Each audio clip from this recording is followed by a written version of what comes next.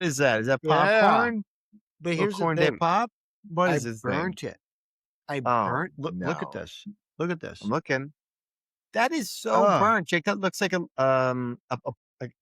pine cone. That's how burnt that Yeah. looks. It's like a It's little a pine clump of cone. popcorn. I know. I know. Terrible, but welcome to Going Yard! Going Yard! Welcome in. Um, What's your opinion on burnt popcorn? Do you eat it or do you just make a new bag?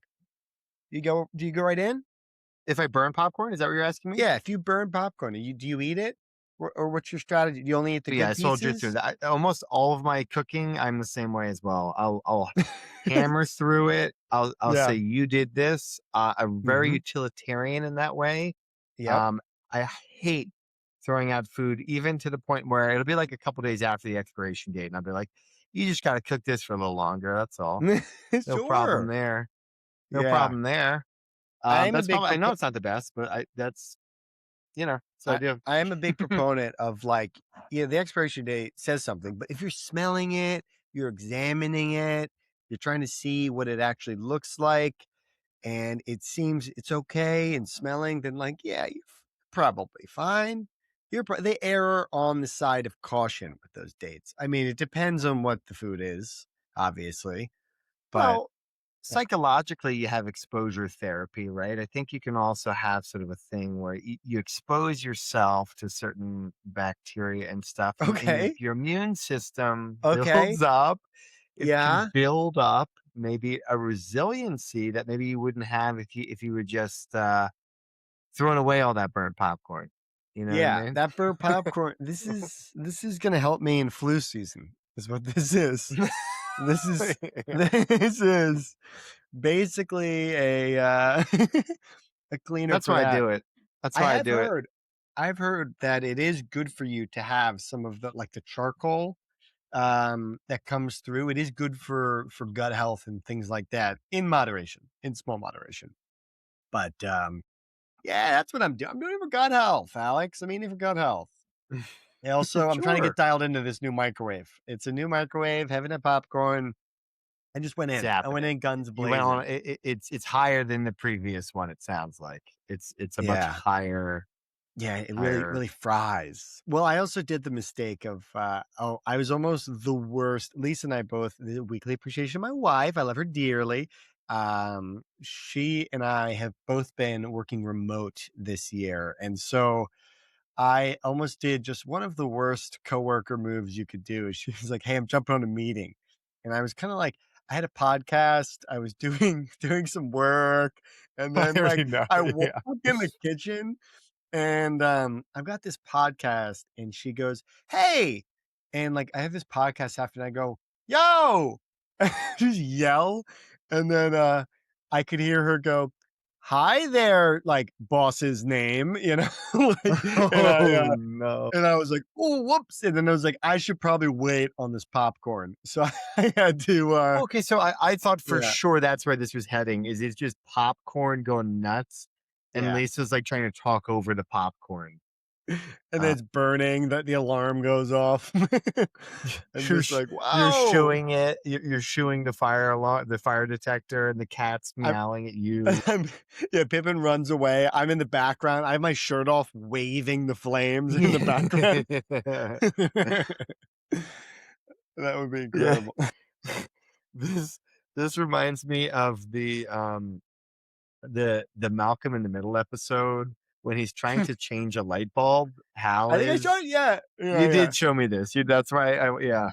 But So he just good. keeps getting distracted with different things, and then eventually, it's like he's there's a fire alarm. Then he tries to get the ladder, but then he's like, He oh, I need to goes fix the ladder, so I need to go to the garage, and then goes to the garage and realizes the shelf in the garage isn't fixed, and then it was similar. I think yeah, yeah. a It goes number of things, but then it cuts yeah. to his wife's like, "Hey, did you change the light bulb?" And he's under the car, like no shirt on, covered in like grease, and he's like, "I'm working on I'm working it." on it. Yeah, yeah. I think it might have been some different middle steps, but yeah, you hit the Yeah, beats. Yeah, it's the same yeah. I same was trying difference. to hit the beats. Uh Yeah, yeah. It basically like when you're trying to finish one task and you constantly just get distracted by other tasks. It's like ADD. I think the caption I saw was something about like, "This is what it's like living with ADD," or something like that.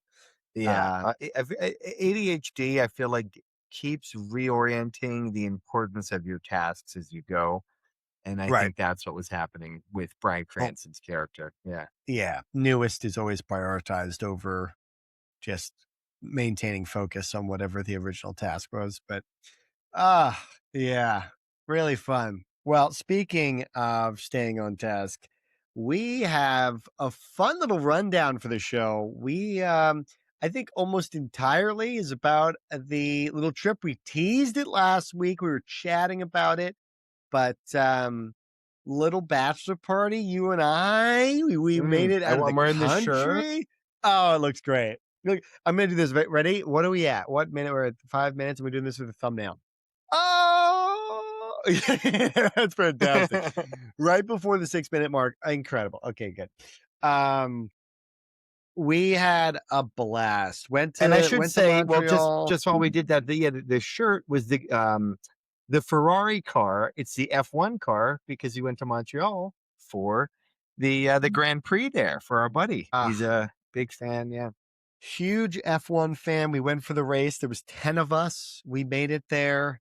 Um, and it was just a blast. There's a couple times throughout it where just from like a high level, that just we had a couple of kind of reflective moments where just like 2, 3 days in, like, I am so tired. My body physically hurts, but my soul is very full. I am Yeah. very Yeah. Yeah. spiritually, I feel very Very full rich.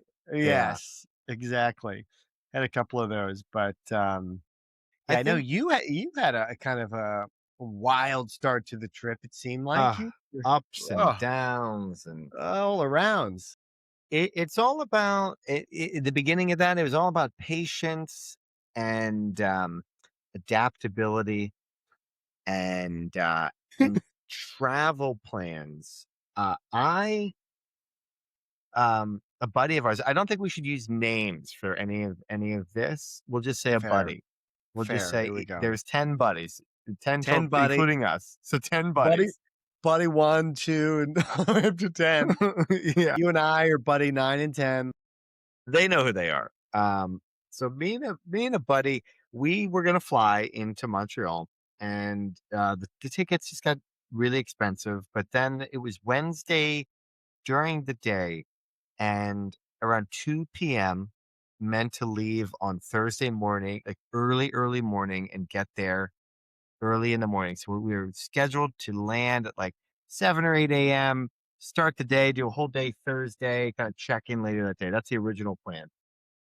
Wednesday, the day before, around 2 o'clock, uh, United says, "Hey, inclement weather." It was like a thunderstorm that blew through, and flight gets canceled. About an hour later, it gets rescheduled and moved over to Air Canada. But then that would have put us in. I would have had to connect. I would have flown to I forget which city and then connected back to Montreal. And so it would have had an additional stop, a lot more fly time and travel time, and getting there 5, 6 hours later. And so I just called to say, was talking to my buddy. He's like, maybe we should just drive. It's about a 6.5 hour drive. And so what we do is I'm I'm trying to call. I was on hold for about 3 hours with the airline. Oh, no. That's right. What day Just this is the day before? This is the day before. This is Wednesday. So it started at 2 o'clock. 3 hours later, it's 5 o'clock. It's 6 o'clock. The storm then starts rolling around here. I need to drive to my buddy's house. We're going to go together. He's about an hour and a half north. I don't want to drive in the rain and at night and during these windy roads, kind of like backwoods roads during the night. So then eventually I leave after going on the website, a texting agent you can use, which You is already not packed? helpful. Are you already packed then? All packed. Yeah, all Good for you. packed, Good for you. all packed, ready to The Boy go. Scouts And, always ready. and I, Like the I, fingers. Yep, the Boy yeah, Scout salute. Excellent. I, I'm like driving and I'm really frustrated because there's an expensive ticket and now we got to cancel the flight. And so finally get a hold of United. They then tell me after 3 hours of waiting, hey, high volume right now, and we can't reschedule this for you because we transferred it over to Air Canada. So then I go to Air Canada, same problem. Like another 2, 3 hours on hold with them. So that's about 6 hours I've dedicated. It's about like from like 2 o'clock I found out, maybe 5 hours total, two and a half, whatever it was. 3 hours, 2 hours, whatever. Doesn't matter. I leave here probably around 6 o'clock, get up to our buddy's place around 8 o'clock. Couple trees had fallen in the road, had to kind of get around that in the Excellent. room. And kind of nervous about like losing signal with my phone if I can't Sure, yeah. get there in those windy roads. The tree Anyway, down. finally get there, bring my laptop and start trying to figure out what's going on. Same thing, more, another 2 to 3 hours a hold. But then I say, just you could finally choose an option to call me when you guys are ready. They call me at like maybe 4 or 5 in the morning. By this time, Excellent. by this time, Buddy and I had already said, we're driving. We're just gonna try to get a refund Was it refund all from the them. same for him? Did he go through the same experience as you? Pretty similar experience, but he didn't get the same flight rescheduling. So he didn't get transferred to Air Canada. He Mm, stayed with United, and so he got United refund points, basically. So he for like a new trip. So he was kind of okay with that. And was like, that's fine. Me, I did not get that. And I am now being basically in the car at like we woke up at like 1:45 in the morning on okay. Thursday and, Yeah. and got on the road by 2 a.m. Okay. Now I should say Buddy drove. I fell asleep, right? I, There I you I got go. to sleep a little bit. But then I was woken up by this call. So we're on the road. We're driving up to Canada. So we're like in New York at that time, maybe like upstate New York, not city. And get a call, and this woman really polite with her tone, and really, really, really aggressive with her words. What I mean by that is, we cannot refund you. We cannot give you this. We cannot give you this. Like very like a She's lawyer. used to, We're not yeah, she's, liable. We are not yeah, liable. I'm sorry for yeah. inconvenience. I cannot send you anything in writing. I cannot email you any of this stuff. I cannot help you at all. I can just be on the phone and tell you we're not liable after I've waited close to a accumulation of like 6 hours to talk to them. Um, no help really at all. Um, and then at a certain point, I was like, "W- I cannot let this uh, bring me a bad mood. I've been waiting too long for this trip. There you I'm go. gonna I'm gonna handle this when I get back. We're You're on a the road. soldier. Yeah. We're on the road now. Now, Buddy's car about an hour later, we thought the front right tire blows out. Oh, Did not been there. blow out.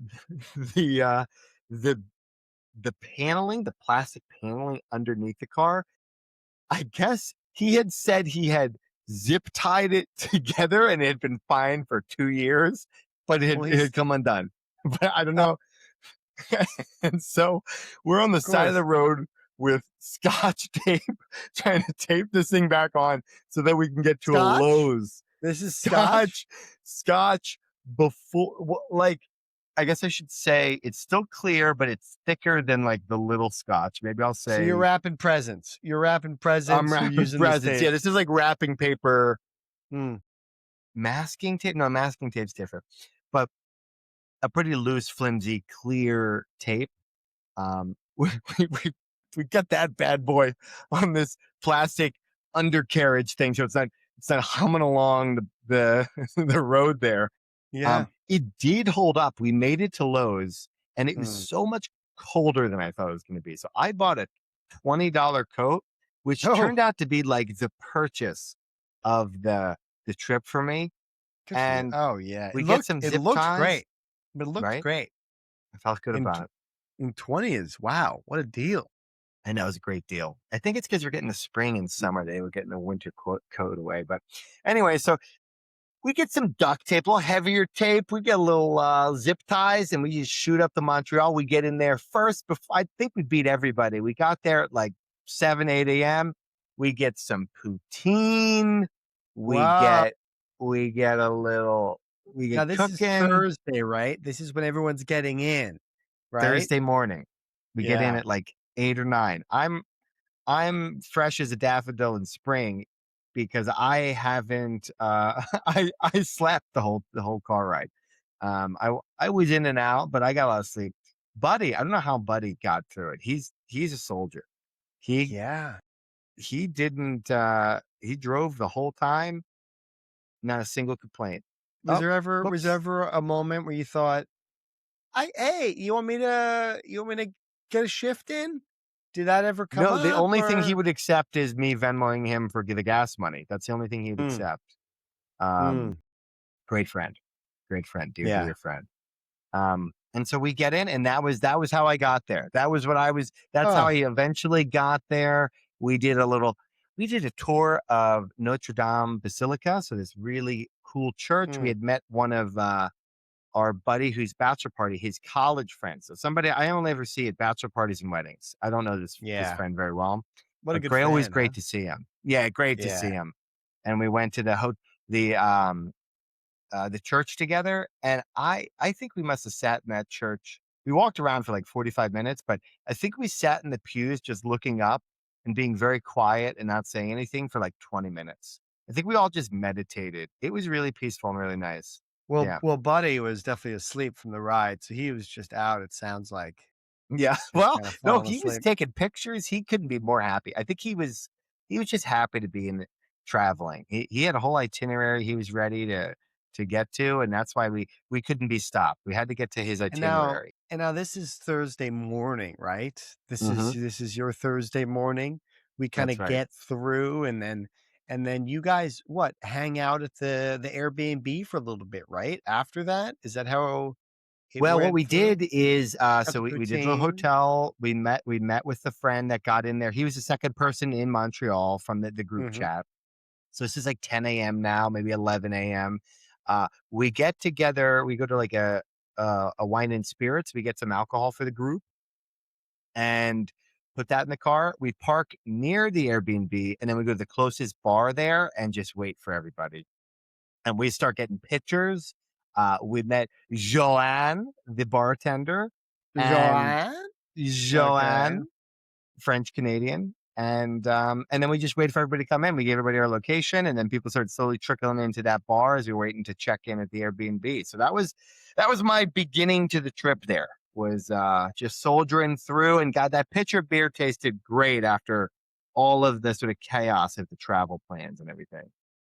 I Yeah. had a bit of a meanwhile. I worked Thursday morning, of course. It's the busiest week I've had in months, so that was fantastic. Sure, And sure. then I have packed the night before. I've got Thursday and I'm kind of going through.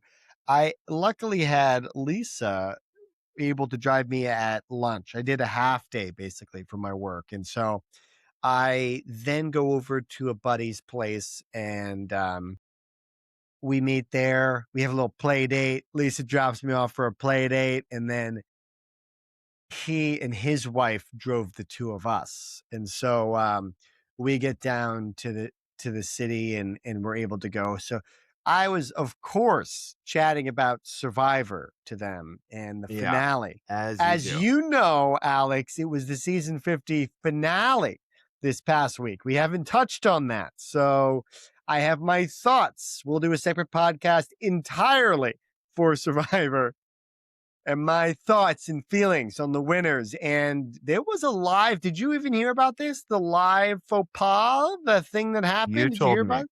I sure You told did. me. But I'll You tell and the Lisa listener told too. me. I'll tell anyone to listen to Yeah. me. I'll open this window and tell this guy walking by. Yell it from a I mountain, Jake. Yell it from a I mountain. will. I should. In 25 years, 50 seasons of hosting Survivor, Jeff Probst, our Lord and Savior, he had his first live mistake where Oh, he blundered. He Jeff. blundered. Well, no spoilers here, but I will tell you on the production that he came in And the way they were doing it, they were showing clips and then reacting to it live with the cast members.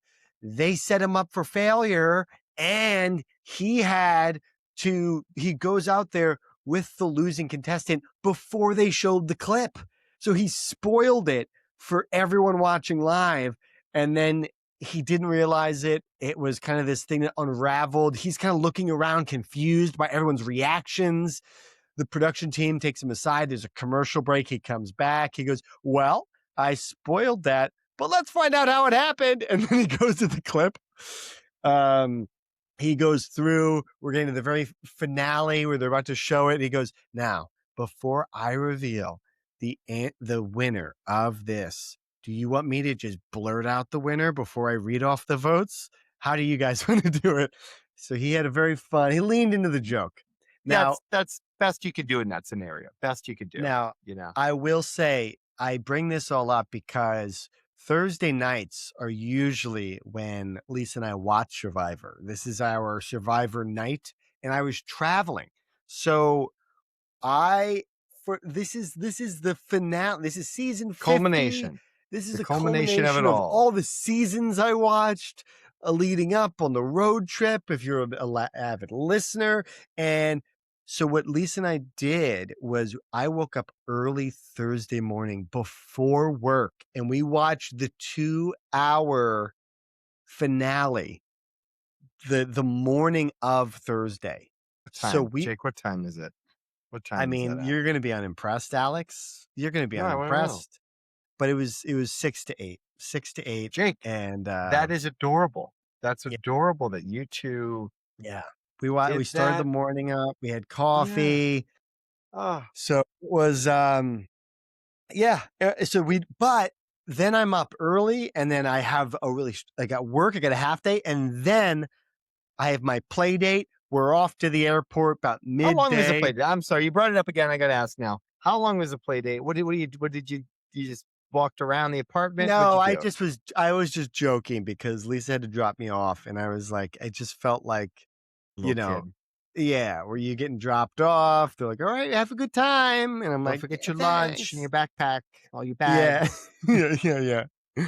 Um, and so, yes. And then I get in the car, we drive to the airport, and I'm lathered up over Mm, this Survivor.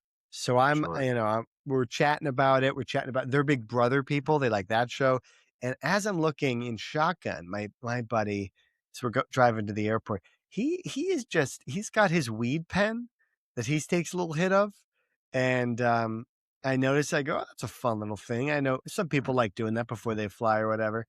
And as we're getting closer and closer to the airport, we get past Philly, we get down over the bridge, make our way. Oh, here's arrivals. There's departures. We're driving to departures. As we pass that departure sign, this person, or my buddy, just starts ripping this pen. I mean, really going after it. He's a little Uh-huh. chimney. His wife looks over and goes, what are you doing? And he goes, I'm not bringing this on the flight with me. I'm not bringing this on the flight. And he's like, are you kidding me? I get nervous when I fly. I need to be stoned or drunk for this thing. So he is getting lathered up, and I go, oh boy, this is going to be quite the trek. So he just takes this massive rip. Um, we say goodbye. He has his hug and kiss goodbye. We get our bags. We walk over, and now he was having a bit of an issue with the Air Canada app, and so couldn't pre-check the bags. Couldn't do, had to go to the kiosk, and so kiosk out of order for the kiosk. Oh And boy. so when that happens, you have to go up in person. So my buddy, who is stoned out of his mind, goes up, I'm just hit. imagining, are his eyes bloodshot or are they okay? You do eye He's he's drops or he's fine. He's fine. Yeah, it's not smoke. It's a little bit different because it's like a vape or it's whatever. not So it as kind of visible? hits Okay. right. But I know, and I'm looking at him. I've already checked in, so I'm just kind of along for the ride, waiting for him to get his ticket. And so I've got my bags, and I'm just sitting there. And so they look at him, they look at his bag. He's just saying, I'm gonna do carry on. They look at him, they look at his bag. They go, you're gonna need to put that in the fitting box. You're gonna have to check that into the fitting Oh, the box. frame, like the frame thing? The metal frame to make sure the Mhm. dimensions will fit on the overhead on the plane. And so he tosses his bag. He knows it's a death sentence. So he walks over there like a just defeated. And he just tosses his bag crooked. Doesn't even fit. Does He does a little jostle, but it doesn't move. It doesn't make its way. And they're gonna go. So they say to him, well, we'll cover the cost of it, but we're going to have to check your bag. He is livid. He is so angry. He goes straight to rage, straight to rage. And then he tosses it on there. He's so upset. And then afterwards, I try and do a little joke thing here and there. It was okay. It didn't go over too well given the situation. So I probably didn't need to do that. Probably a flaw in my point. What, Um, hidden with a joke? You tried to diffuse the yeah, there situation a was bit? there was a coworker going by as at the Air Canada group, and there's a couple of them there, and they're looking at us and they're looking at the bag, and then one of the guys with the yellow vest walk over. He goes, "You guys want anything? You guys, I'm going for lunch. You guys want anything?" And they're kind of taking their orders, and I go, "I'll take the same as she's having." And I get a couple of looks. One No. smile, but the other people, I think they're a little frustrated with the attitude that's happening already, and so it didn't go over the way I would hope. And I thought I was going to really diffuse the situation, but Yeah. no, it did. Anyway, luckily, they tag it, they put it on, we walk, and look, he doesn't have a bag he's got to carry anymore, so that's kind of good. That's kind of a good thing. But Yeah. Was he just um, worried he's gonna lose his bag? Do you think that's the fear there? he did get over it. He did get over it. I think it was just the kind of like immediacy of like he's walking in. He doesn't fly a ton to begin with. He's kind of nervous, so he did the smoking thing. And now the first thing that happens is a hurdle. And so he just was like pissed off. And so, yeah, I mean, yeah, something's always going to go wrong or whatever. But we end up luckily meeting a third buddy in the terminal bar, have a couple drinks, get into it, and really get ready.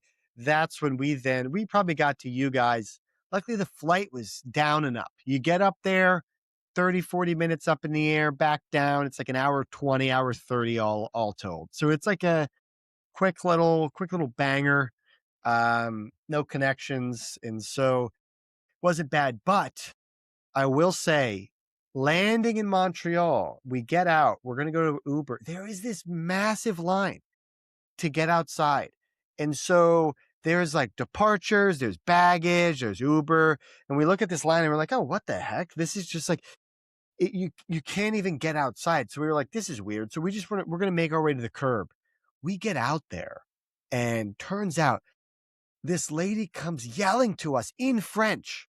And she's just like, what do you do? What are you doing? What are you doing? I've been waiting for 40 minutes just to get outside to the curb. And there's another line there. And I was like, oh, we were going to get an Uber. I don't know what this is the line for. She goes, this is the line for Uber.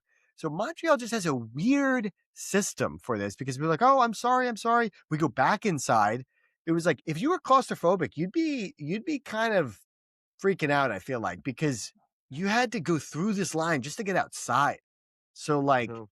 if you had just been on this flight this whole time and then you're stuck indoors behind this massive line, it's a little unnerving. But luckily, we talked to somebody.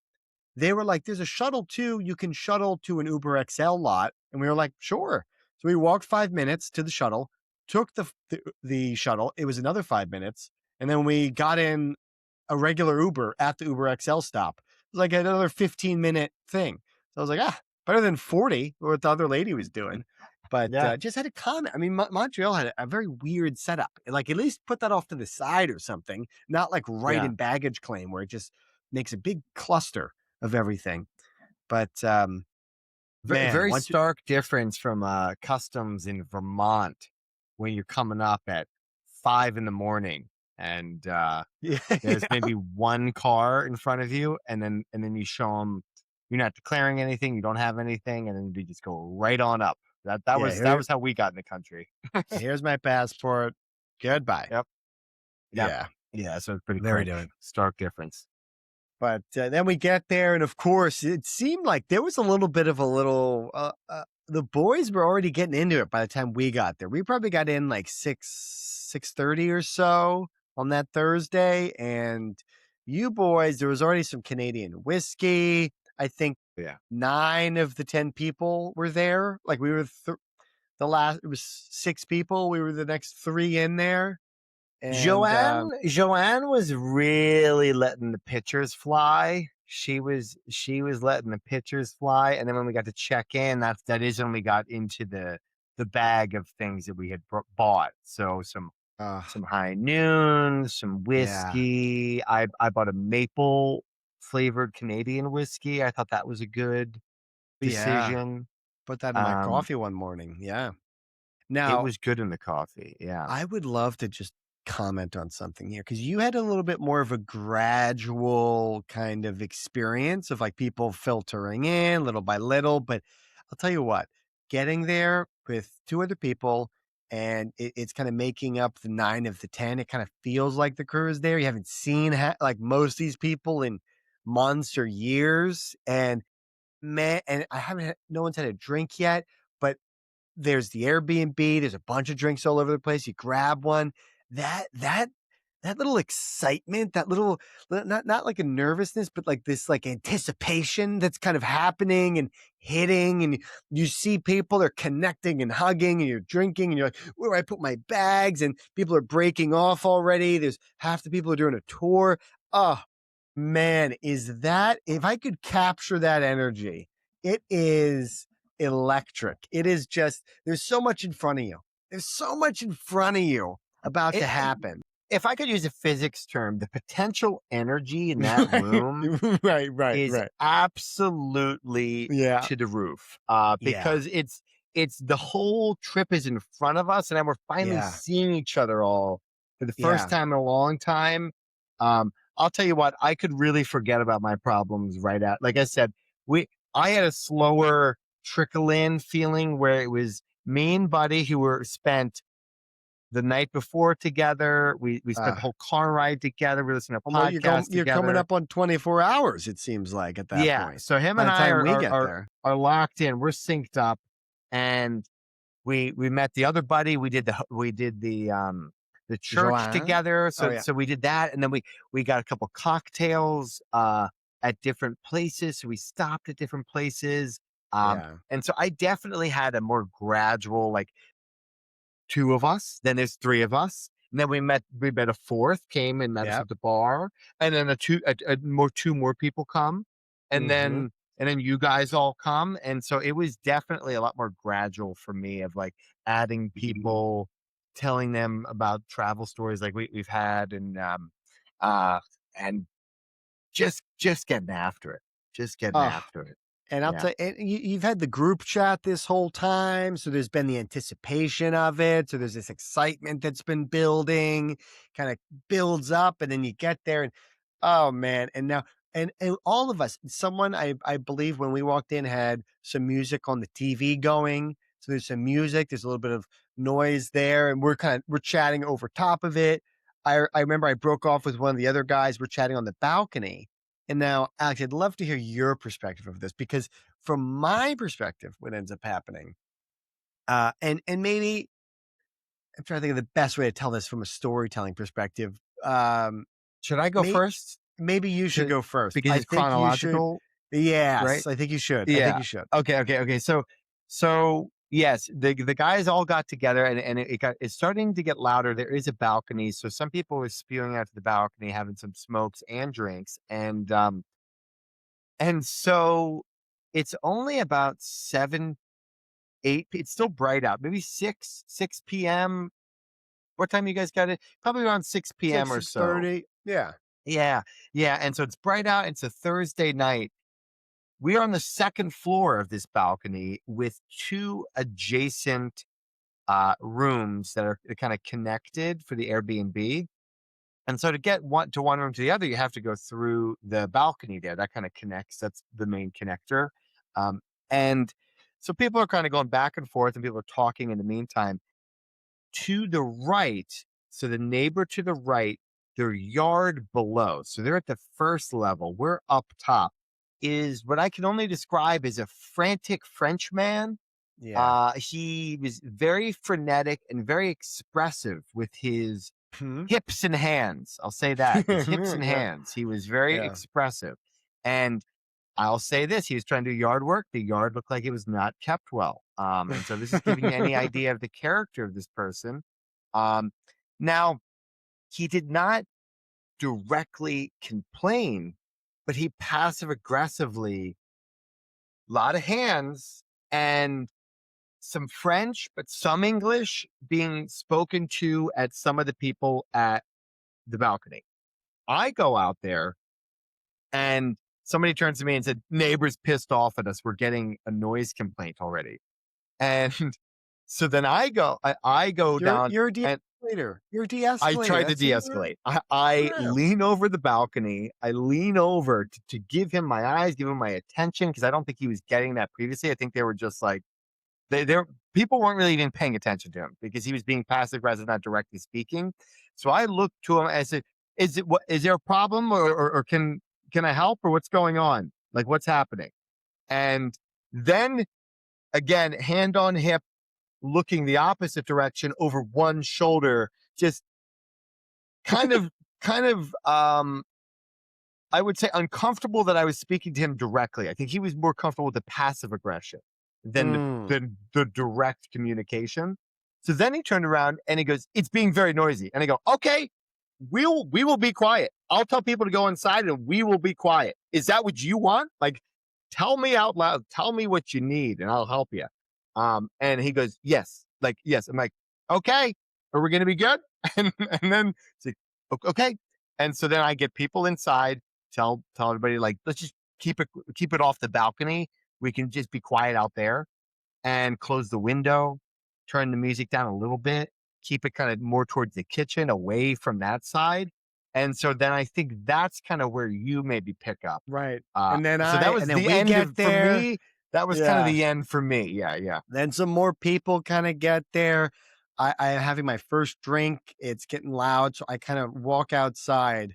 I'm unaware that this is kind of transpired. Talking to someone about Survivor, of course. There's another person. And then out of nowhere, I just get, again, very passive aggressive Frenchman.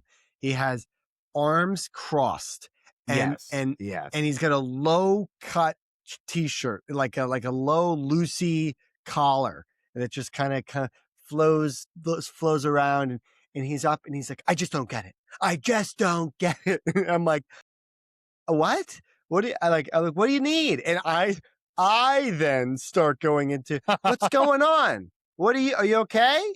What do you need?" He goes, "You guys are so loud. I don't understand why you have to be so loud." I'm like, "Well, there's a bunch of friends. We're here for the F1 event.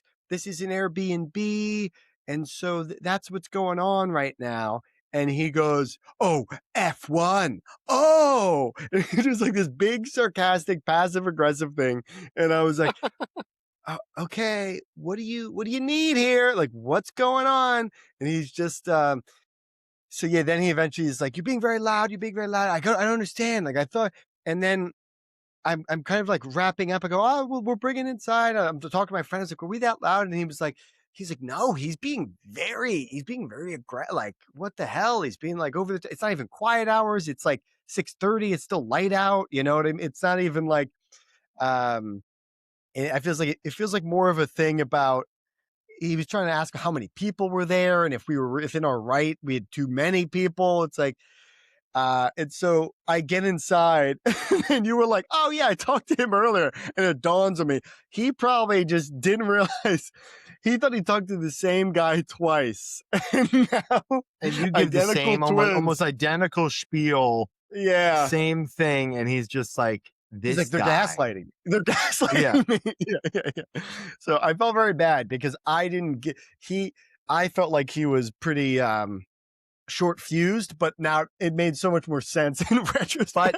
but at Uh least when I saw him, he was short fused as well. That's kind of why I got yeah. frustrated. Is um I wasn't clear on exactly what he wanted to change, and he wasn't really saying it directly. So I feel like I Yeah. had to get it out of him, which led to a little bit of frustration. But then he did say, he goes, I withdrew the noise complaint that I had. And then also, we never really heard from him again the rest of the trip. So there was Yeah, no no, real problem I with think it was that. funny. It was So, funny, like, there was another F1 group next to us, or maybe it was mhm, below us, and they below were us. very Yeah. loud. Yeah, and Yes. they were very loud. Um, and so, yeah, I mean, I think it was just, a guy. I feel like he should be more frustrated with his neighbor renting it out to Airbnb because there was plenty of beds. We had the correct number of people for the beds and stuff, and like, I Hmm. mean, it wasn't like we were loud outside of quiet hours either. It's not like it was like 11 p.m. or anything. It was Yeah, we were like, at the bars most of the time. And when we came home, it wasn't like we were too loud when we got home. It was yeah. like, you know, So, but I just thought it was so funny because I had this glass shattering moment of like, oh my god, he talked to you too, and of course yeah. both of us do the de-escalating. Hey, How what's can we going help? on? What's yeah? What's Yeah.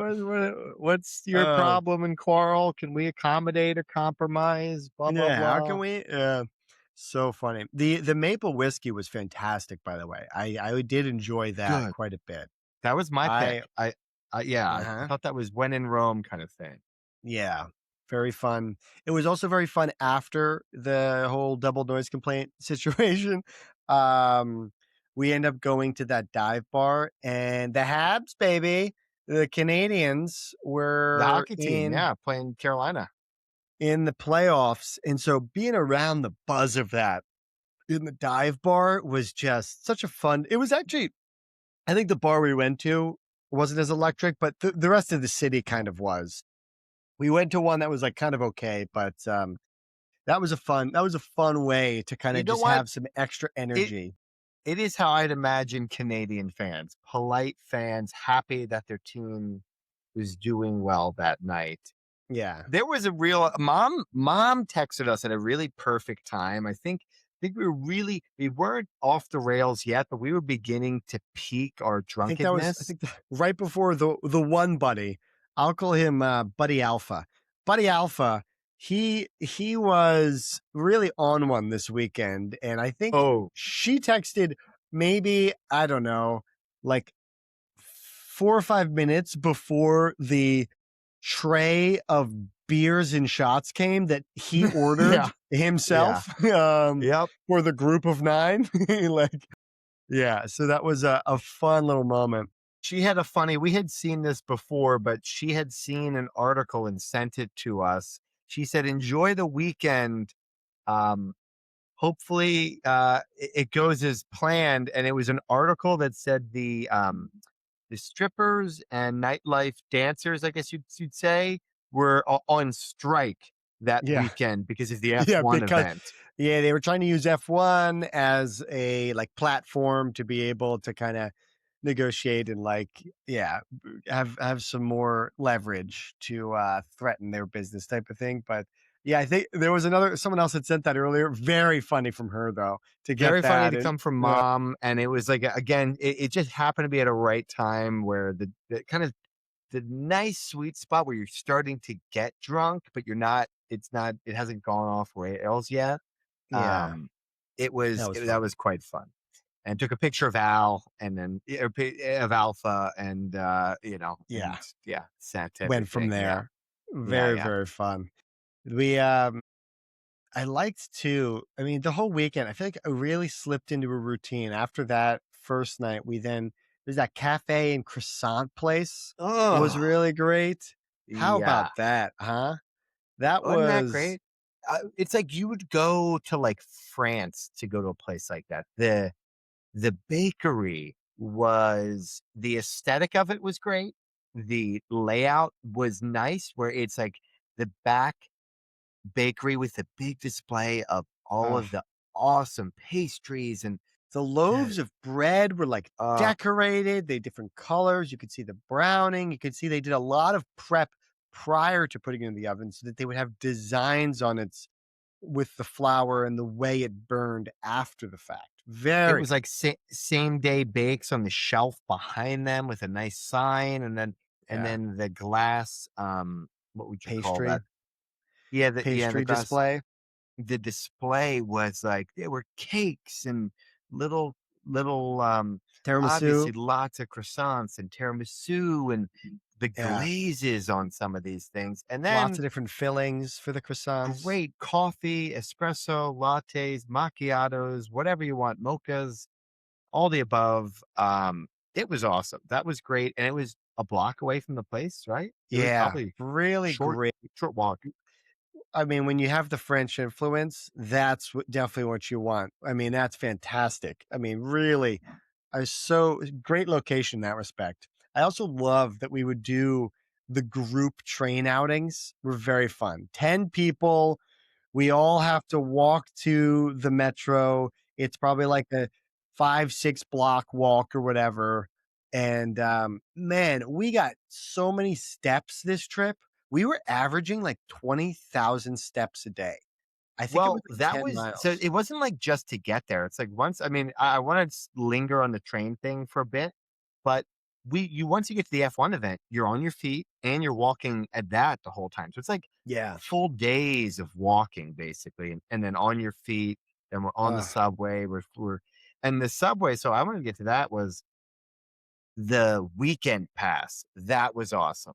I Getting know. 1 ticket weekend pass, and then you just flash that and It just was like go 10 for the bucks, whole 15 weekend. bucks or something like that. It Yeah. was great, and their subway was it had, like, rubber rails, it wasn't metal on metal, Yeah. really clean and really, easy to use, and just felt super safe and felt it was great. It was awesome. Great We public did. transportation there. It's so fun with a group of 10 like that because you're kind of shooting the shit. You've got like at least one or two people that are really kind of leading and just kind of know what they're doing, but you just laugh and having a good time with everyone. And then it is funny because we had to do the one changeover to the other line.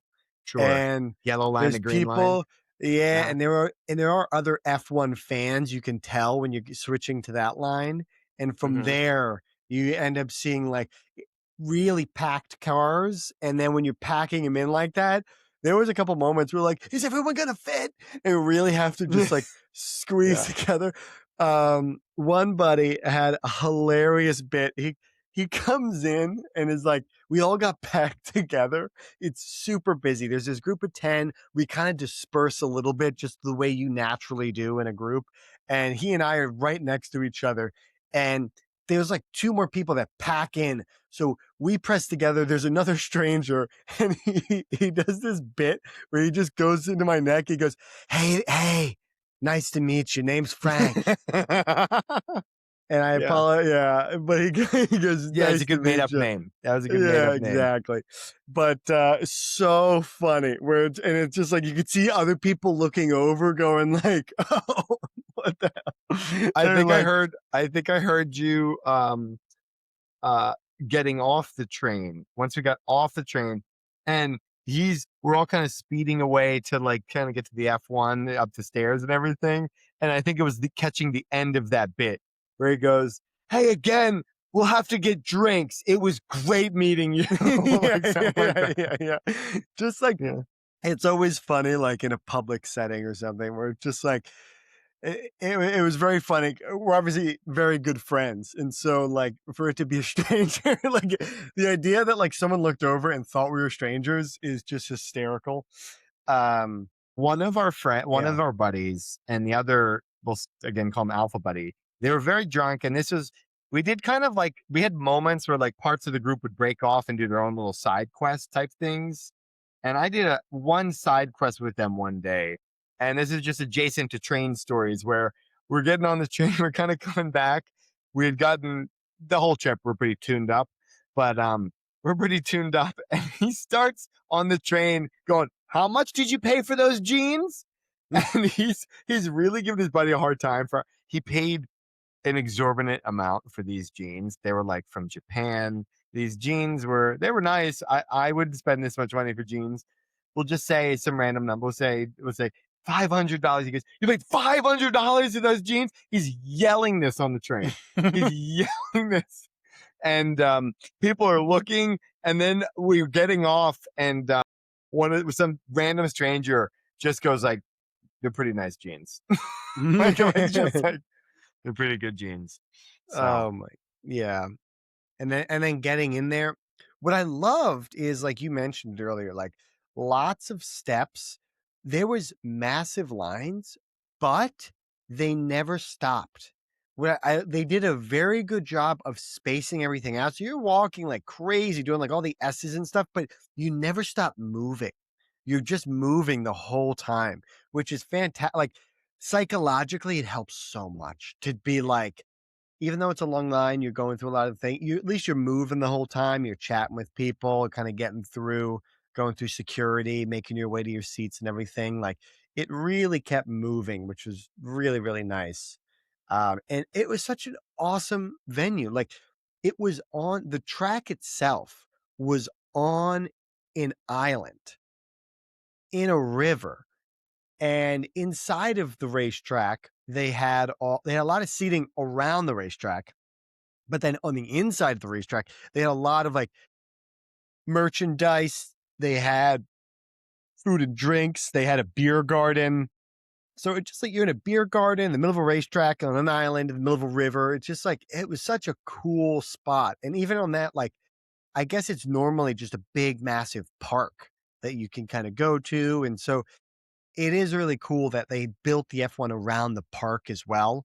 So while you're going between these things, you have a lot of different like cherry blossom trees and that type of thing, some art, outdoor about those installations. big, yeah, those big kind of living art installations of like the woman, like a massive woman, like a head that's maybe like 30 feet high and a hand Yeah, coming like out of the 3 stories. ground.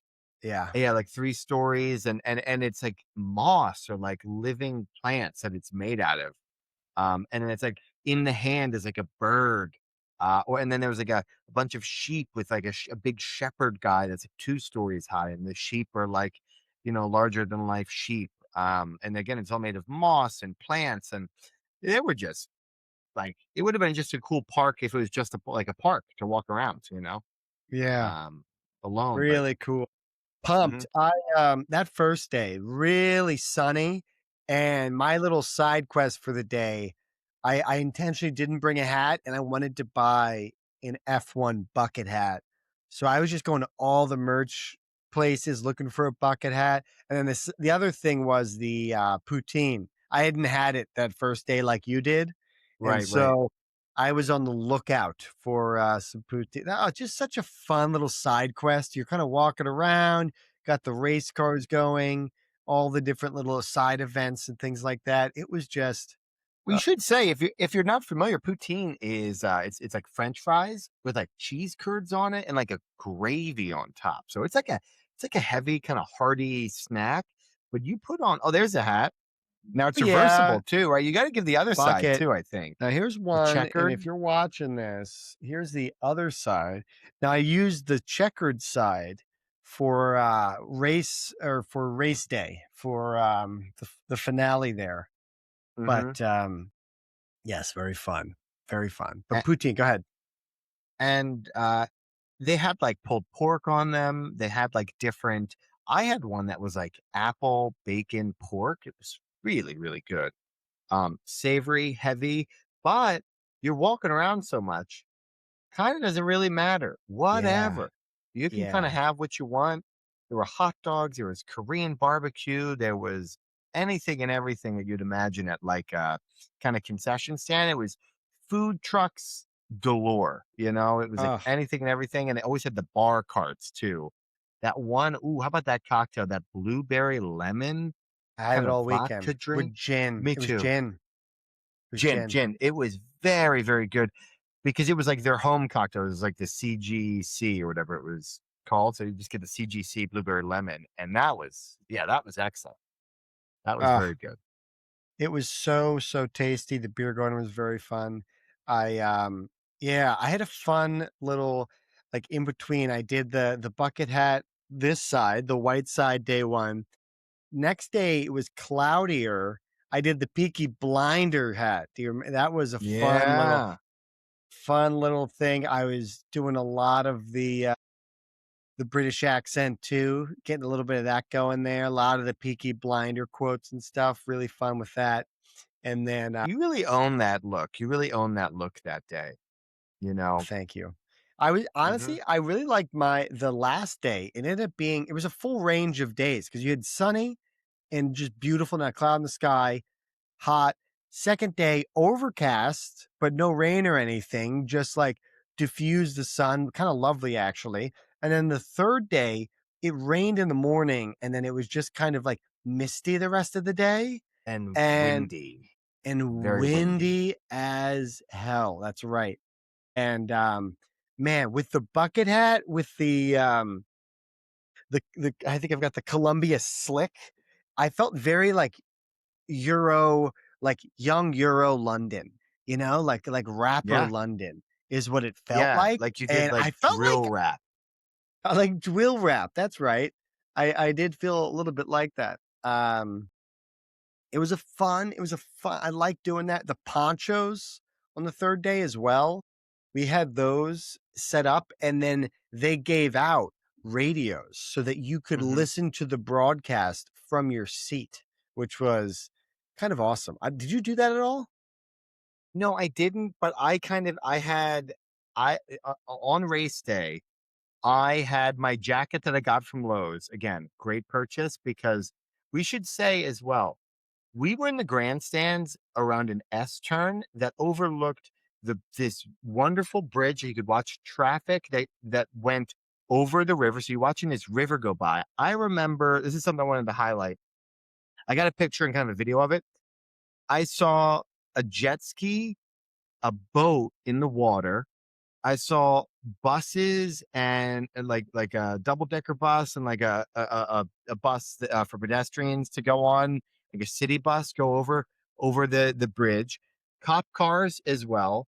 Saw a helicopter going around, which follows the F1 cars that go around. So there's boats, there's boats, there are buses, there are cars, there are jet The skis, train that we took in the train, there was, on the race obviously the day. F1 cars, the jets that went Yep, over the top, like the flyby. flyover like a football game, Mm, um, and we're all sitting up. We'll probably these grandstands are maybe 4 stories high, 5 stories 4 or high. 5, yeah, give or take. So they're really high up and you get a good look. You can see the city line to the right.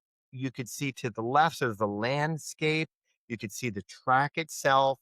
You see the city behind you and to the right of you. Really picturesque. But then, so the first day was just beautiful and gorgeous and just like picturesque. Second day was overcast. And like you said, the third day, you're up that high and the winds were whipping. Oh, yeah. They were whipping. And so you asked, did I do the radio? I had buttoned up my jacket and it was like Mhm, right over my mouth, keeping my face from getting too chapped from the wind mhm. burn almost. And I had my drink, which is freezing because it had ice in it. So it's kind of freezing.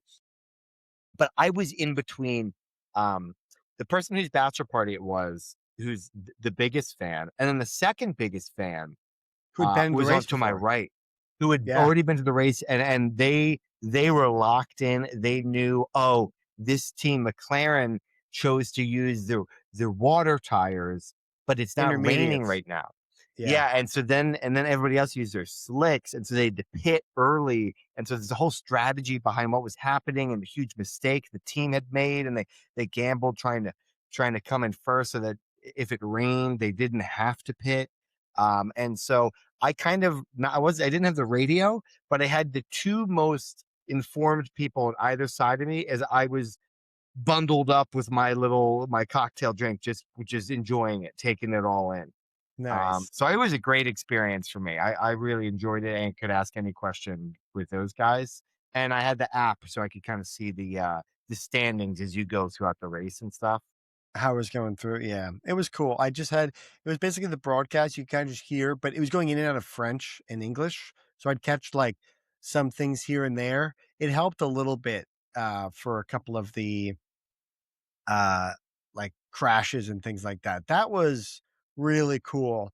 The fact that the person whose bachelor party it was, like, we ended up having, like, two of his biggest hobbies are Legos and F1, and they had a whole stand for like F1 Legos, which was really fun. Yeah. It Yeah, that just was great. It was it perfect. felt like, I'm like, oh, it's like built for him. And then Very on him. Yeah. on top of it, he loves Lewis Hamilton and then despises George Russell, which I also agree with.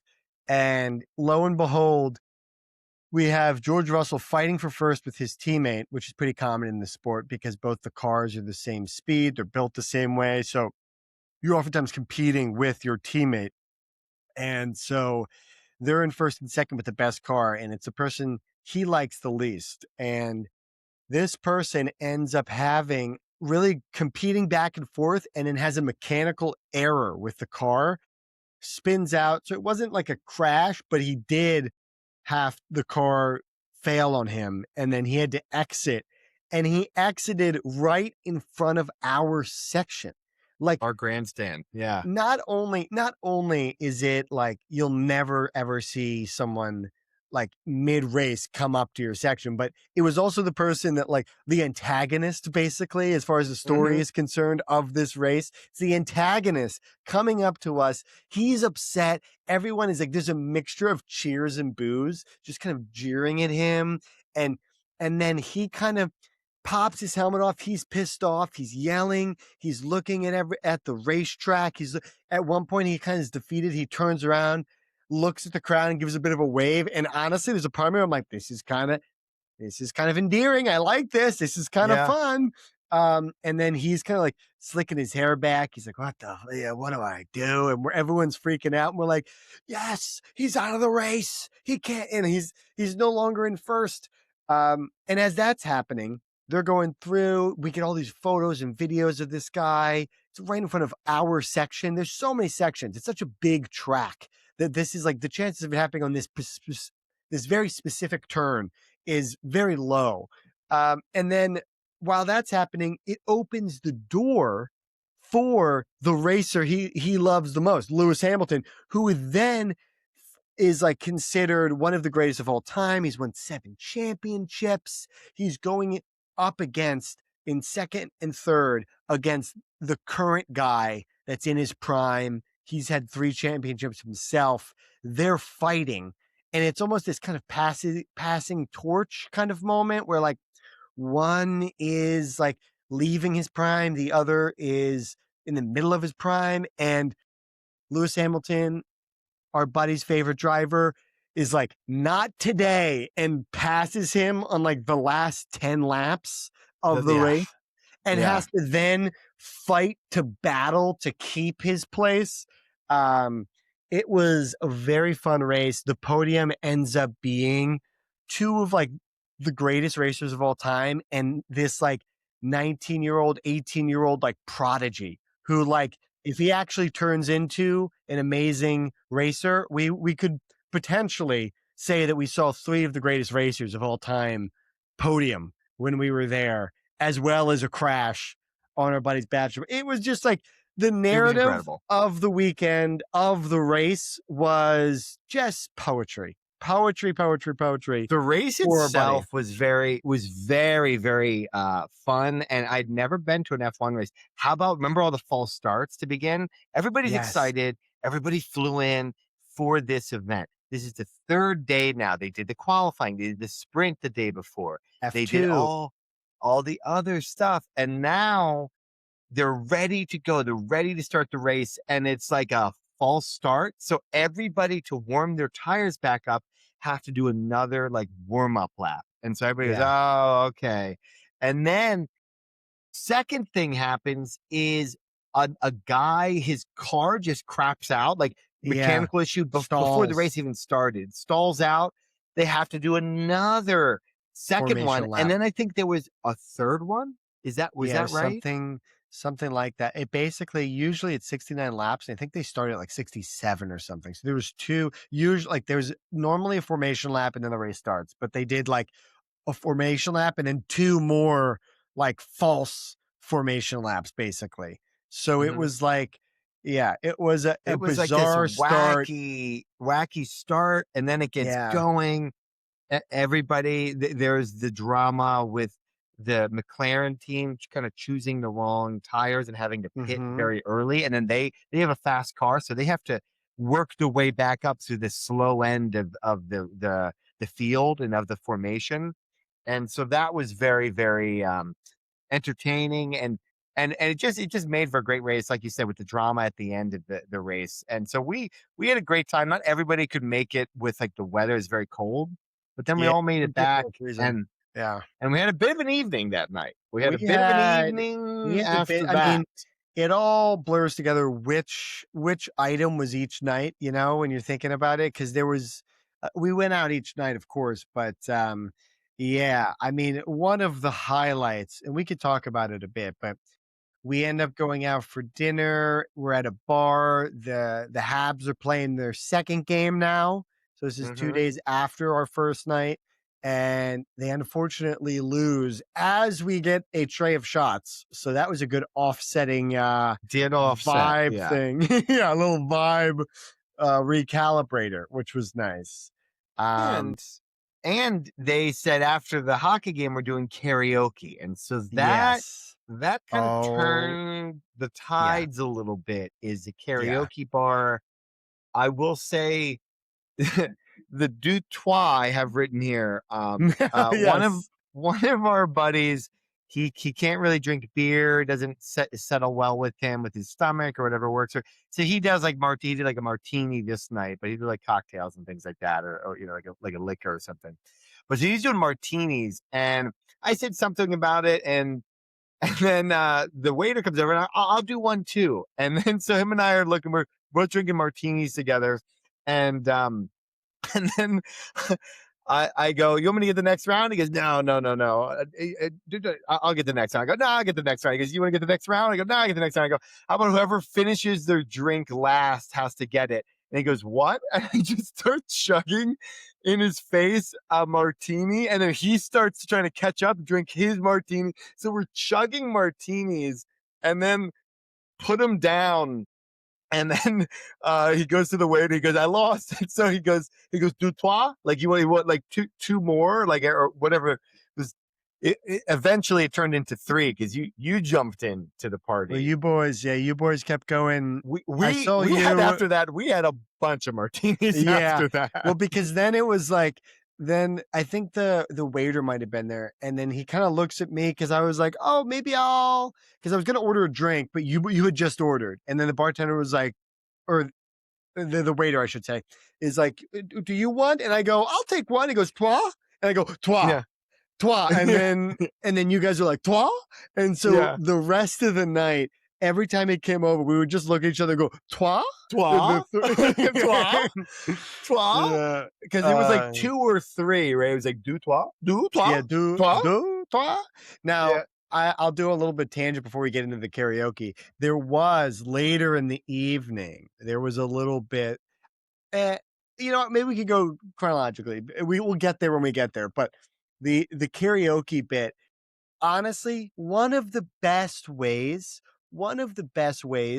to offset the vibe of a bar is to just unplug the music and go, you know what, we're going karaoke. And I'll tell you Yeah. what, you live and die by it. You can really tank the room, or you can really bring it to life.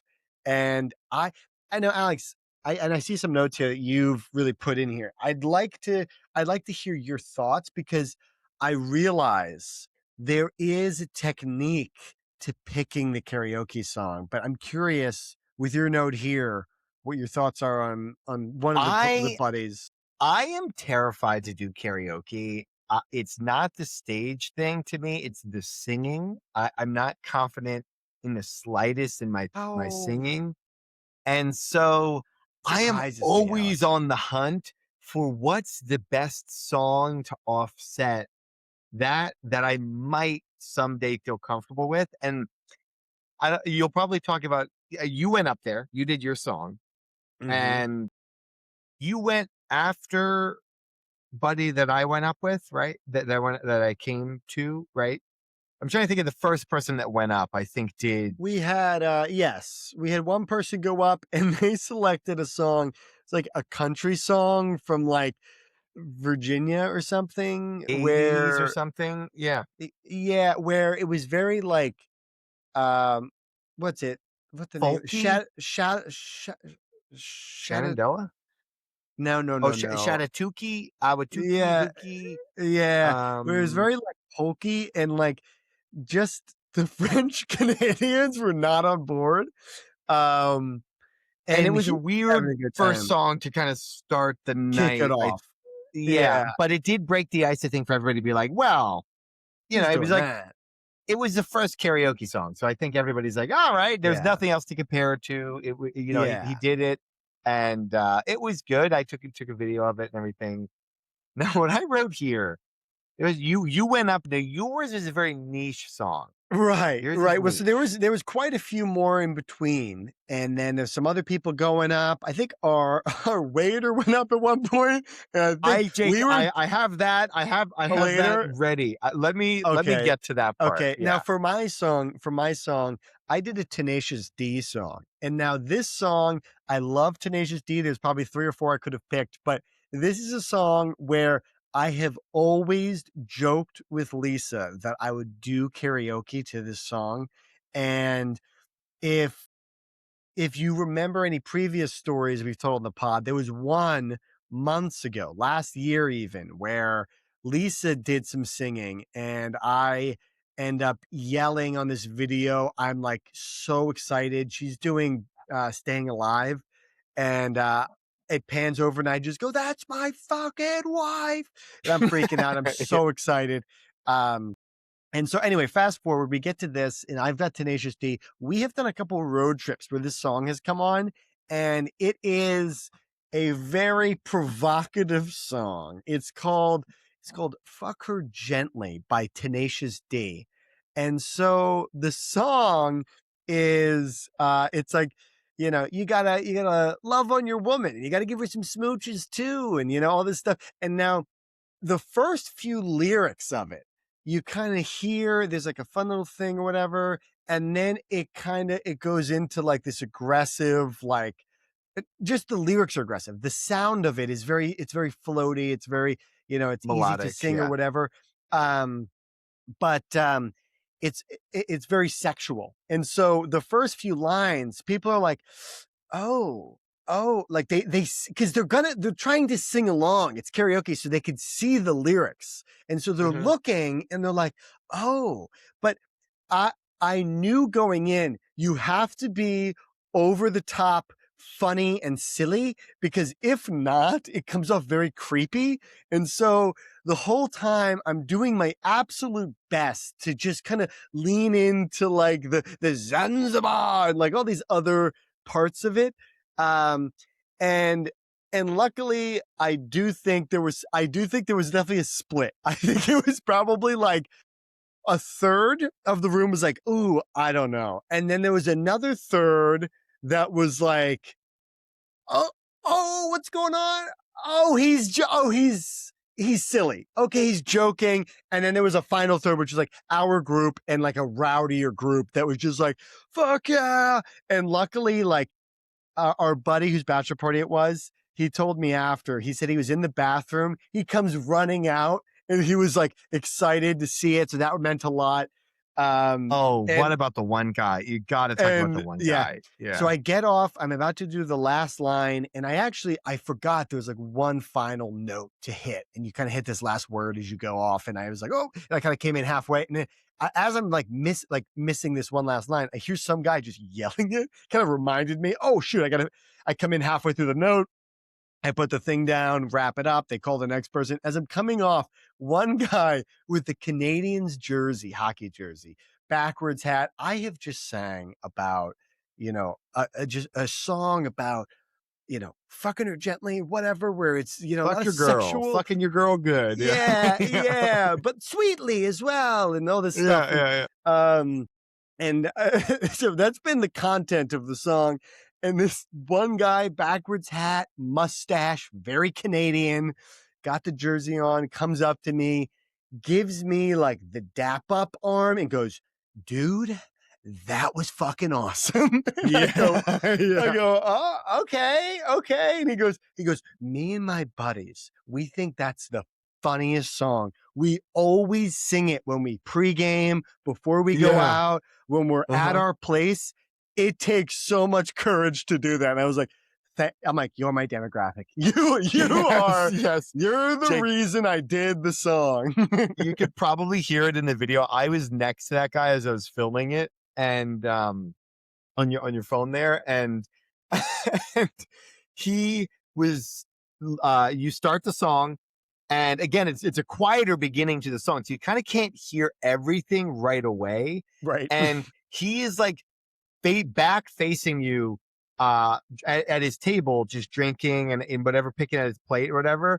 And then he picks up the lyrics of what's going on. He turns around and he spins around his chair and he goes, "Oh, fuck yeah." And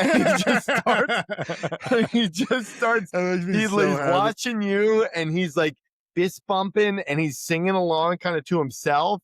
He was like Yeah. right next to me the whole time. And that's the guy you do that song for. Yeah, That's and the I am reason you do happy. it. Yeah. There were some people in the bachelor party too, where they were like, dude, I have never heard that song. That was ridiculous. And that's like what I was hoping for. Now, I did all of this. There's a part of me where I could have read the room and picked a different song. The reason I brought up the first part of the story is Lisa and I have talked about doing this. I sent the video immediately to Lisa and she sends back all caps. She goes, "That's my fucking husband."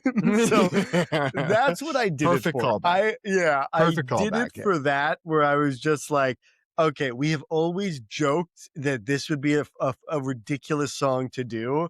And this is the few time I had like an audience where it's like, okay, they might be laughing at this versus like being off put. And so it So was, you had a good kind of split of people. Some people liked it, some people not didn't know it. Maybe yeah, there was probably, yeah. this next song, one of again, we'll call him the alpha guy. Now we Alex. should say, Yeah, yeah, go the ahead. lead up You got prior it. to it. You got it. You Yeah, got yeah, it. you were gonna do it. I got it. Um, at the beer garden earlier in the day, At the racetrack. there was a DJ. There was a DJ, and we're having fun in between the races. We're kind of on the dance floor or outside, but it's like a dance DJ area. And one of our friends gets approached by a woman, and I don't know how far you want to go into this, Jake, but we'll just say, you know, some folks that probably enjoy pineapples in their drink. We'll say Swingers, that. baby. The swingers. Swingers, baby. Yeah, come And on. they were like, these guys are great. Like this one guy and then the alpha guy, they're the two that kind of like linked in with the swingers. And they were chatting with them, talking about where they're from, It blah, blah, is, I'll blah. tell you what, it is some of the best fun energy when the rest of the group at a bachelor party has this interaction present itself. It is so funny. It is, there's a half of those two, there's a part of me where I'm like, they just were like interested in the bit. Do you know what I mean? Like, they were just like, oh my God, this is hilarious. They're just kind of in the moment. So anyway, I apologize. Keep going. So those two that were at the race, they meet up with those guys at the karaoke bar. And and so then again, our buddy, we'll call him the Alpha One, he goes up there with the woman, the swinger woman. They go up and do karaoke together, and he chooses Country Roads. That song is just, I put here, a blue chip karaoke song. Everybody Yeah. knows that song. The words are easy Country to sing. road, take me home to the place I belong, West Virginia. West Virginia, And Mama it's Mountain, and the even in whole Canada, bar. I mean, yeah, they the knew. whole bar in unison. like everybody's singing and cheering, yelling. He's got his arm around the swinger The woman, like bar was arm in swaying and arm. singing. People are coming from the back of Yeah, the room. They're ending conversations to come over and start to.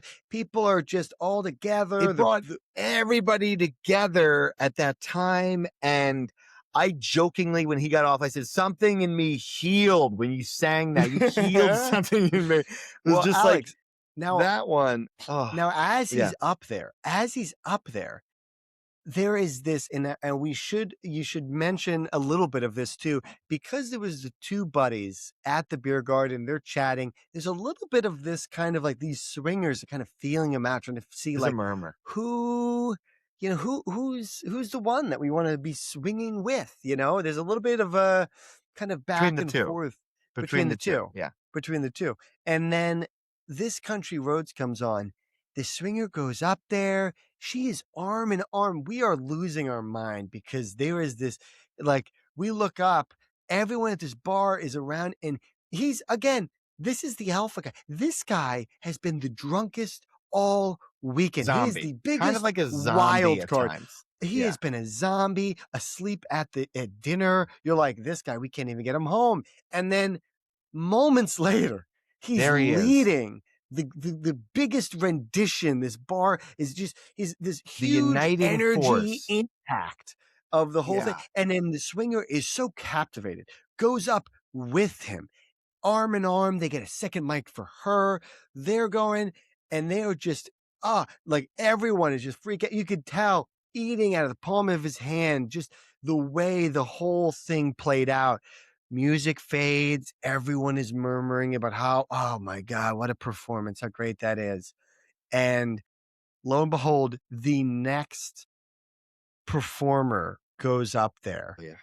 and it ends up being the second person vying for the swinger's attention. Now he picks, I honestly feel bad because I felt a good song. He picked the Fat Bottom Girls, which Right. Fat bottom girls. That's right. Fat Bottom Girls. Dun, dun, dun, You make dun, the dun. rockin' world Yes. go round. Yeah. Yes. Which a little bit of a bop. That one can really, the chorus. Now, a little bit of a technical issue as he's getting up there. People just had this big energy jolt. They're coming down a little bit. They're coming down. There's now a technical issue. Uh-oh. Now he's up there. What I should also mention about this person, very sensitive ears. They have earbuds in from the racetrack, also from the bar.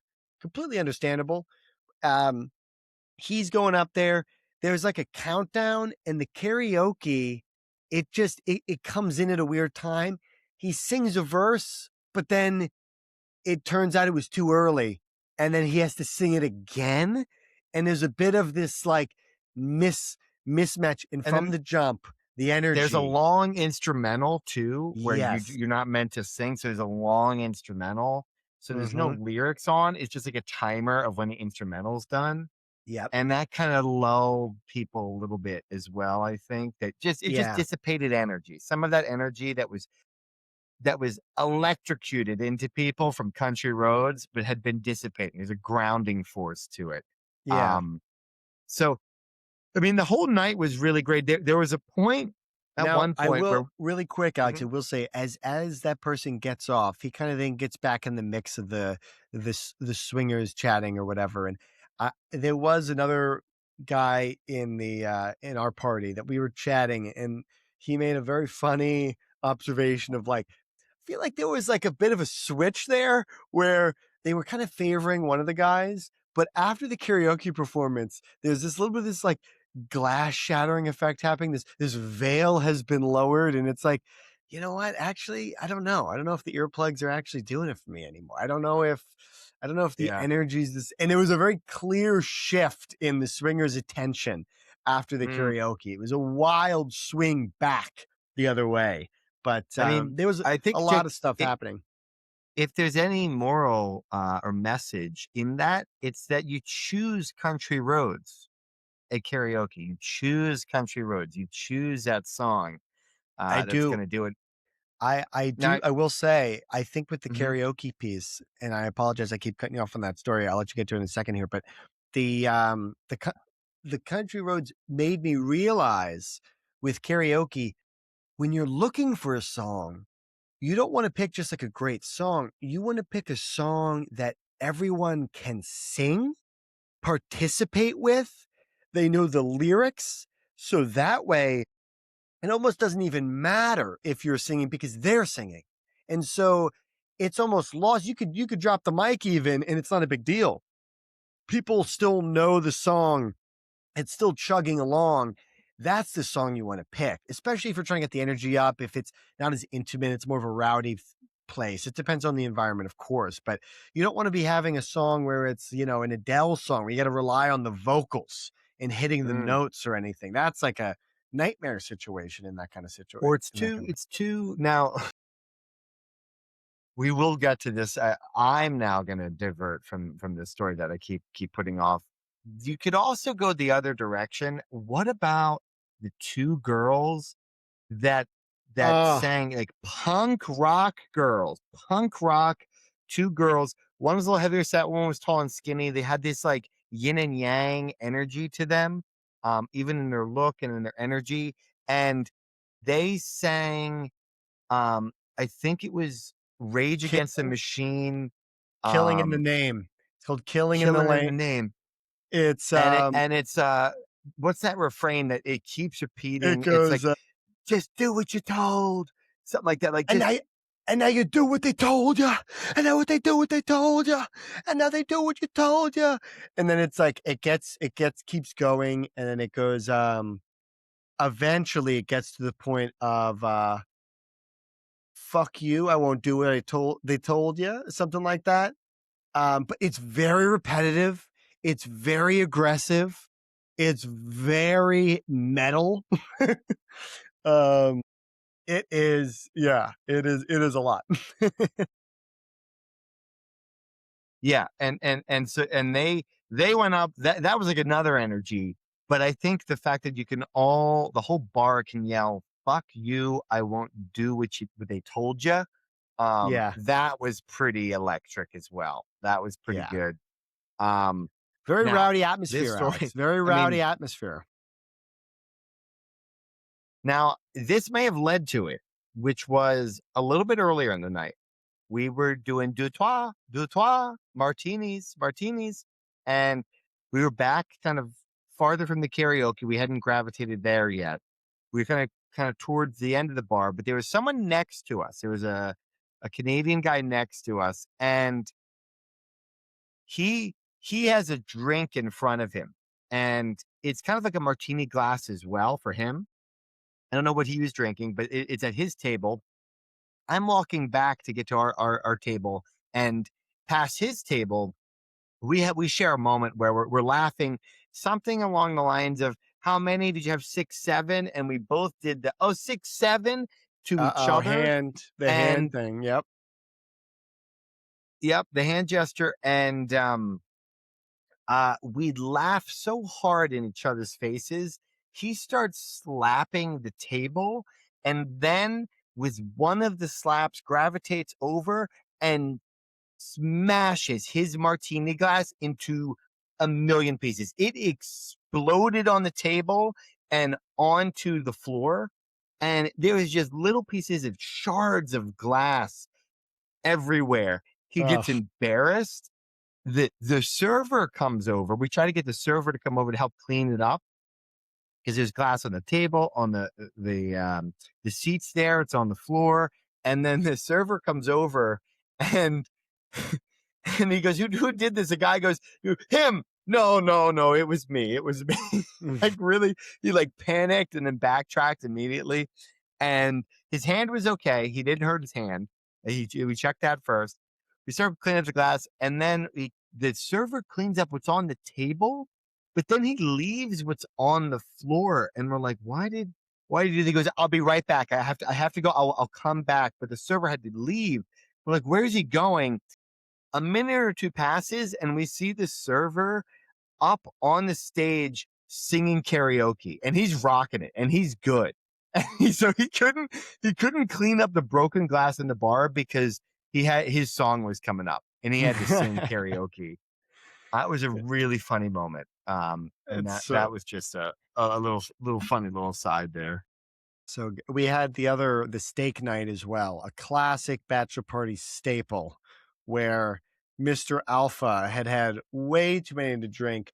He pulls a crazy maneuver and gets the steak and lobster. Mind you, he is like falling asleep at the table. He's doing all kinds of stuff. He's beyond drunk. He is like a zombie. And Hmm. finally, the steak and lobster ends up coming to the table. He goes full just feral. He goes feral and he's got a fork and knife. He isn't cutting, but he's splitting the meat where he then has the pulled steak almost at this point, where he then grabs a bite of it, dunks it in the butter, which is meant for the lobster, and puts it in his mouth, closes his eyes. And mind you, I am sitting across from him. So I'm watching Yeah. this just front and center, front row seat. He closes his eyes, starts chewing, and is just like teleported into a different world. He's no Yep. longer at the table. He's space and time they've bended a little bit for him. It's no longer auditory or visual processing happening. It is purely taste that's happening. It's just a singular sensation. And he is then going through and watching him chew this and swallow probably too much at a time. And and he then swallows. He finally has separated this steak with, just all of this extra effort, and eventually looks over to the lobster. That is, it's split in half and then it has the claw. So you have some exposed meat, but most of it behind the claw and other parts that you have to open. He's got the crackers to the left. He's got the splitter. He's there with no hesitation. He just gets his fork and knife and starts cutting the lobster, shell and all, like it is a piece of broccoli. He is just Incredible. ripping through hard shell and putting, I don't even know what, into his mouth. I have no idea. At one point, the guy next to him goes, "Hey man, like, can you, like, part of our group, it's not like some random person, he's a part of our group." He goes, "Hey man, there's a cracker right there. You can use that." He goes, "No." And it just pure zombie, pure feral. He just is just going in after this without, once he has like eaten all of the meat that he can see, which is like half because the rest of it is behind cracked shell, he then, with no hesitation, fork still in hand, reaches over to the same friend that suggested the crackers. He reaches over and tries to go after his mashed potatoes. And he's like, "What the?" He goes, "What the fuck are you doing? Get out of here. Get out of here." He then, upon realizing he can't get mashed potatoes, looks across all of the table, goes to the exact opposite side of this 10-person table, long table, two rows, goes to the other side on the booth and goes, "Hey, can I have some of these French fries?" And then just starts annihilating French He ate all the fries. French fries. He ate Yeah. every single one of his French fries. It was Ah, like he didn't even get to them.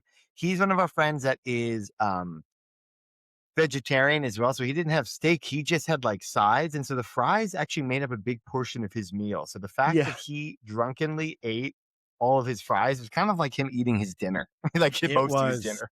It was wild. Yeah. It was wild. And then me and the person that had suggested the crackers, we look over at his plate and we go, "Well, I guess we'll eat the claw." I guess. And so Yeah. we did eat the claw after trying to wrangle him for most of dinner. Um, that ends up going through. Man, a lot of stuff. We end up. I remember that was, I believe, the same night we were walking down all the different clubs, just like bunch of bunch of dudes in their 30s, 10 dudes in their 30s. Really cool old town. They got the cobblestone, all these fun bars and restaurants. A lot of people with like lines trying to get into these clubs. We wait in one for about 5-10 minutes. We're chatting. We get to the front and he goes, "Who's with you?" You go, "Oh, it's just like the 10 of us, 10 guys." He goes, "10 guys? No way. You'd ruin the ratio." Just Felt like a frat denies party us. again. Yeah. Yeah. Felt like and we got denied by like 2 or 3 places because we're We should have dudes. gone 3-3-1. We should have gone 3-3-1 Yeah. So we on the should have done. dismount. But quite frankly, I think we all were pretty tuned up anyway. I don't know if it Yeah, would have. we didn't need it. Didn't need it. I was pitching. I was like, guys, what do we? Man, oh fuck this. Do we go home, watch a movie, get some ice cream? Is that what we do? Is that what we do? Fuck Yeah. them, right? Is that what we do? Yeah. I kept pitching that. We did You end up watch Lord heading of the back. Rings? Yeah, Yeah. Survivor. Oh god, We did but get how about ramen that last night? Remember ramen? Oh, that ramen was was amazing. fantastic. We had a That was good, really good. nice little hole in the wall spot. Man, by the end of the trip though, I think I've talked about this in previous pods, but I've got the watch that tracks my sleep, and so I get sleep scores, and I had horrendous sleep scores the whole weekend. Now I every night I'd pass out. It was great because the efficiency was fantastic, but we just weren't sleeping much because of the late nights, early mornings, getting to the I'm racetrack. still kind of recovering. I mean, we're doing this. We're like a day kind of removed. We had like a kind of a 2 days, yeah. recalibration day, I guess. But I'm still the sleep. My sleep is all out of whack. Yeah, My I'm trying sleep to is all do out of whack from the trip. I You want to do know. a TLC weekend coming up here. I want to a lot of hot showers, just kind of relaxing, a little at home spa day is what I want to do. Yeah. Um, really Yeah. just unplug. I had to drive back home. So it's like 7 hour Oh, drive back home, and then another 1.5 hour drive from my buddy's place up north, an hour and a half north yeah. back to my place. So brutal end, and then got home and promptly that first hot shower. Oh, Oh, yeah. You got your own just stuff, your own. It's not like your travel stuff. It's your I was actual. clean. You get out of the shower, you do the really really hot, and then really really cold. You Yeah, get baby. out. I lit a candle. I was in my Yeah. own bed. I think the Phillies were on. Oh, Really relaxing. Really, it was like, Did oh, you see the one guy had the Aura ring? I think it's called. I don't know if that's the right name, but it's the ring that you put on, but it tracks all your biometrics. It's kind of like oh, it's like my watch, but more aggressive. It also does like body temperature. It does you can do all kinds of stuff. But he was talking about it because he could really accurately see his sleep and everything. And he travels a lot. He was the one that showed both of us that travel app that he that was had. really cool. That was very cool. Yeah, yeah, yeah. All the flights he's ever done, he tracks and he travels a lot. I think he showed me that he did 60 six, in 1 year in yeah, 2023. one of his Mhm. peak years, he had 60. And so he has logged all of them the last like, I don't know, 6 years or something. And with that, he has all of it on a map. So you could see all of the little jumps of like on the globe, like all the flights he's taken, and then you can filter it by year, airline, or It was destination or awesome. whatever. It was There was a really lot. cool. We were at that bar when he was showing me that. We had those really nice cocktails, and we went through that like the whole app. It must have been like 30 minutes of just going through all the different things. Like the distance that he's traveled, he could go to like the moon and back. It said like you Yeah. could go like it had all Biodroid. these equivalencies. It had all of the actual airlines that he flew like logged and which flight numbers and like all of that is all in one convenient place to just recount if you need it. I don't Um, know if I'd be good at logging it all though. I'm sure yeah, like once you get in the momentum of it and you're doing it all the time, it makes sense. And like if your hobby is to be traveling and I mean he's but maybe single, you so just he like can really maybe it's like as travel easy a as lot. like maybe it's as easy as like putting a like sending a link from your ticket in there and it does it for you. That Maybe would be it's easier awesome. than I would you know love what I mean. that then. That would be really cool. I don't But, know. I'm just guessing. But I'll tell you what though, man, nothing like I feel like every bachelor party has this same thing where you have that excitement I was talking about at the top. You get there, everyone's so excited. You for all these drinks, you go way too hard, you turn into a zombie, and then like by the end, everyone's like, all right, well, it's great seeing you. I'm exhausted. Everyone's just like on the brink Yeah. of like, and you're Get me home. still like getting ready for the long trek home. And so you're still like, all right, well, I gotta go. I love you guys. See ya. And then you're just like Yep. zombies getting back, but for a different And then it's just reason. dust in the wind. Were they ever there? Was the French guy even there in the first Did place? The he ever neighbor. make a noise complaint? You gotta wonder. You don't know. But it was a lot of Great, fun. great time A lot of though. fun. We got I mean, even this was like kind of we're still trying to get back in the swing, I feel, But because we did it, babe. We did it. we did it. We We did it. did it. I think we'll have a lot. That'll be a lot of fun stuff. Such a fun time. Maybe we start talking F1, Alex. I don't know. I don't know. I don't I'm know. very excited to see the Drive to Survive, the episode that we Oh, were at the race of. You know I what I mean? It won't know. come out till next season, but Oh, I'm it's gonna be excited to awesome see though. that. I can't wait to be like, I was there when he I crashed. I was remember. right there. I was in Yeah. they'll probably show it because he was freaking out in the stands. There's probably a lot of footage of it. Oh, it's gonna be Hmm. awesome. I cannot It'll wait, be man. fun. All right, brother. Well, I love you. It's great talking to Love you. you. Catching Love up. you. This was it. Another episode of Going Yard. See ya. Love ya. Bye.